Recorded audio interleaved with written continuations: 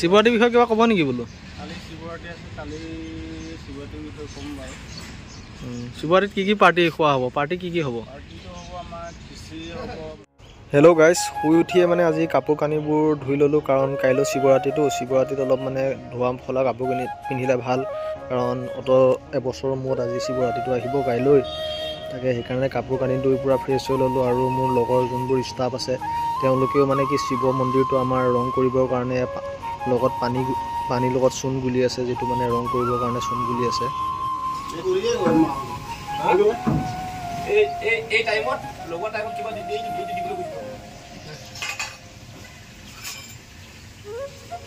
সেইফালে নেকি? মানে আমি কাম কৰি থাকোঁতে গুৰুজীয়ে হাতটো মানে টিঙত লাগি কাটিলে, সেইকাৰণে তেওঁ বেণ্ডেজ কৰি আছে বৰ্তমান।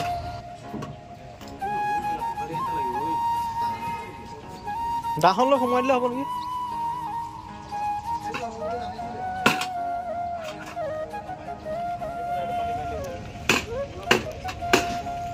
আৰু আপোনালোকক মই শিৱ মন্দিৰটো আজিলৈকে দেখুওৱা নাই চাগে, দেখিছে যদিও আগৰ ভিডিঅ'ত গম নাপাওঁ, কিন্তু এতিয়া বৰ্তমান আপোনালোকে শিৱ মন্দিৰটো আমাৰ চাই লওক। এইটোতে কাইলৈ আপোনালোকৰ মানে পূজা হ'ব, যিখিনি মানে স্থানীয় ৰাইজ চবকে মাতা হ'ব।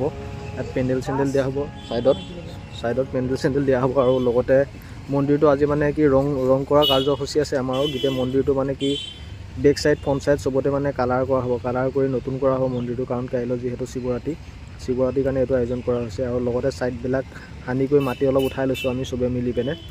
তাৰ লগতে কাম কাজবিলাক চলি আছে আৰু তেনেকৈ। আৰু আমাৰ লগৰবোৰে ৰঙৰ কাৰণে কাম কাজবোৰ কৰি আছে তেনেকৈ।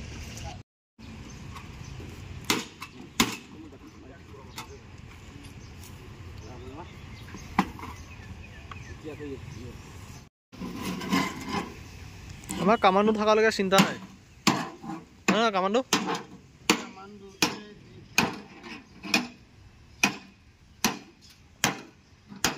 আৰু চূণখিনি ইমান মানে উতলি আছে, আপোনালোকক ক'লোঁ মানে যে তাত জুই লগাইহে দিছে, কোনোবাই জুই লগাই দিয়া নিচিনা চূণখিনি উতলি আছে। আৰু আপোনালোকে ভিডিঅ'টো চাই থাকিব, আমি মন্দিৰটো কেনেকুৱা ধৰণৰ কৰি দিম আজিৰ ভিতৰত।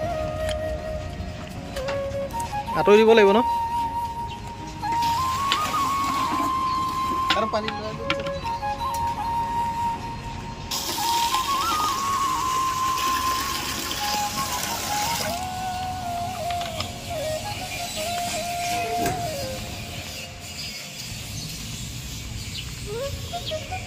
ঢালি দিয়ক। এনে কি হ'ল, উতলা নাই যে পানীখিনি? টাইম লাগিব ন অলপ?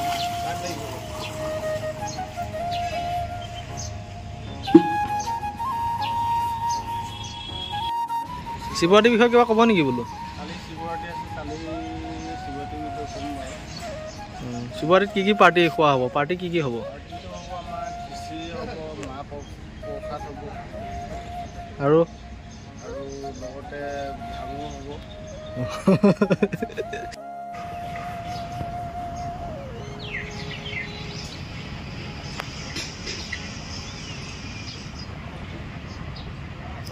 তো গাইজ, মোৰ আজি ব্লগটো চাই কেনেকুৱা পালে আপোনালোকে জনাব কমেণ্ট বক্সত।